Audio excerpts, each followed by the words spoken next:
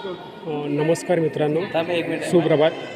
मी विजय निकोट, पुणे जिल्हा, गाव निकोटवाडी, मंचर.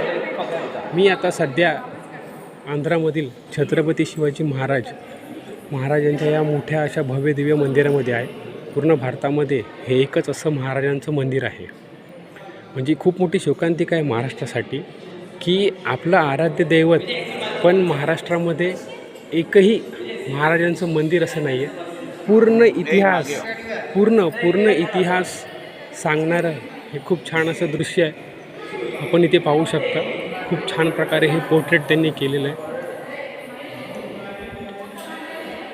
हे दाखवण्याचं कारण एकच की आपण गर्व से कहो हिंदू आहे, छत्रपती शिवाजी महाराज की जय. ट्रेनमधून प्रवास करताना सकाळ संध्याकाळ त्या आरोळ्या. पण ही महाराष्ट्रासाठी, मुंबईसाठी खूप मोठी शोकांतिका आहे की आपल्या महाराजांचं आपल्याला हवं असणारं एकही मंदिर हे महाराष्ट्रामध्ये नाही आहे. दाखवण्याचं कारण एकच एवढंच आहे फक्त, बस.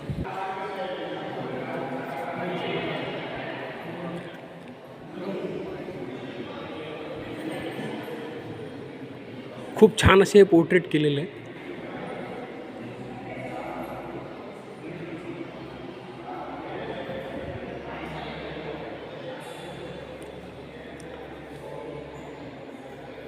ही शाहिस्तेखानाची बोटे छाटलेली,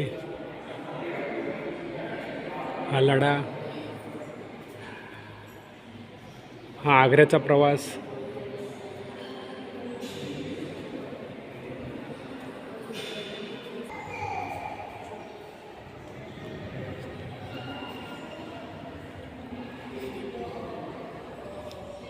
ही रामदास स्वामींची भेट. खूप छान राज्याभिषेक सोहळा.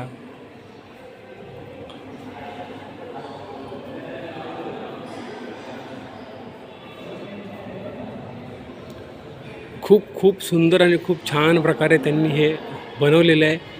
महत्त्वाचं म्हणजे त्यांनी मेंटेन ठेवलं आहे.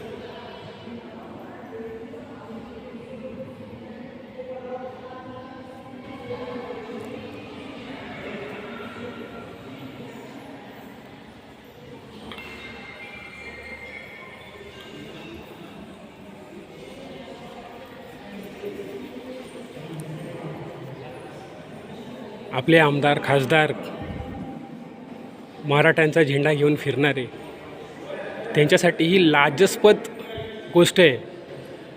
तिजोऱ्या भरायचं सोडून जरा ह्याच्यावरती काम केलं त्यांनी तर खूप बरं होईल.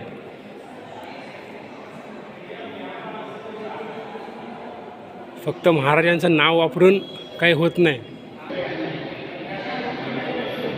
ही महाराजांची भव्य दिव्य मूर्ती आहे. हे त्यांची सभा भरताना दाखवलेलं आहे.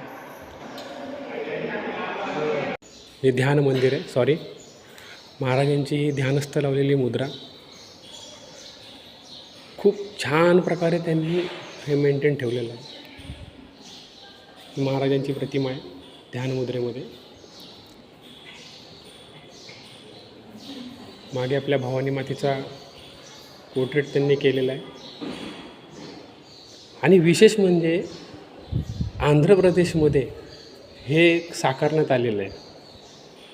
आणि ह्यांची जी प्रवेश शुल्क आहे ते फक्त 10 रुपये. म्हणजे एवढं सगळं करून 10 रुपयामध्ये आपल्याला हे सगळं पाहायला मिळतं आहे. खूप छान प्रकारे त्यांनी केलेलं आहे.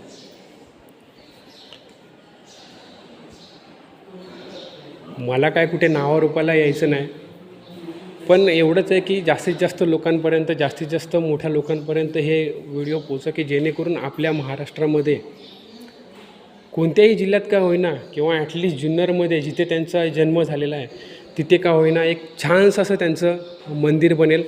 मंदिर बनतील पण त्यांची देखरेख, त्यांची सुधारणा, त्याचं मेंटेनन्स हे व्यवस्थित प्रॉपर झालं पाहिजे. इथून पुढच्या येणाऱ्या आपल्या पिढीला महाराज काय आहेत हे आपल्याला चांगल्या प्रकारे सांगणं खूप गरजेचं आहे.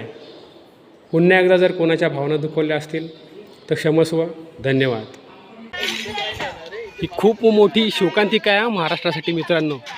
हा मॅसेज जास्तीत जास्त आपले जे मराठी आमदार, खासदार, मोठे राजकारणी मंडळी आहेत त्यांच्यापर्यंत पाठवा, पोचवा. की जेणेकरून आपल्या महाराष्ट्रामध्ये सुद्धा कुठल्याही जिल्ह्यामध्ये झालं तरी हरकत नाही, पण महाराष्ट्रामध्ये महाराजांचं मंदिर होणं खूप गरजेचं आहे. खूप मोठा परिसर आहे हा. प्रथमतः मी हा व्हिडिओ बनवतो, त्यामुळे मला एवढं नॉलेज नाही व्हिडिओ बनवण्याचं. हा छोटासा प्रयत्न मी करतो आहे. ही खूप मोठी शोकांतिका आहे आणि खूप असं लाज्यास्पद आहे.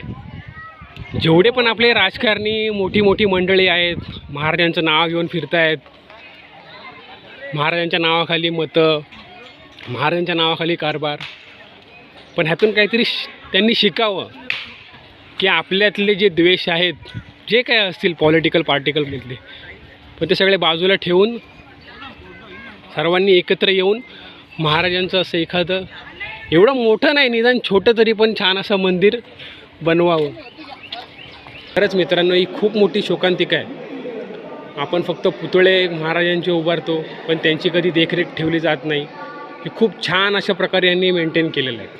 सर्व आमदार खासदार जे मराठ्यांचे नावं घेऊन, महाराजांची नावं घेऊन जे राजकारण करत आहेत, त्यांच्यासाठी एक खूप सुंदर असा हा संदेश आहे की याच्यातून काहीतरी शिका. फक्त तिजोऱ्या भरायचं आणि हे करायचं ते करायचं, ह्याव करायचं त्याव करायचं, आश्वासनं देऊ नका. ह्याच्यातून काहीतरी शिका. कोणाच्या भावना दुखवल्या असतील तर क्षमस्व. धन्यवाद.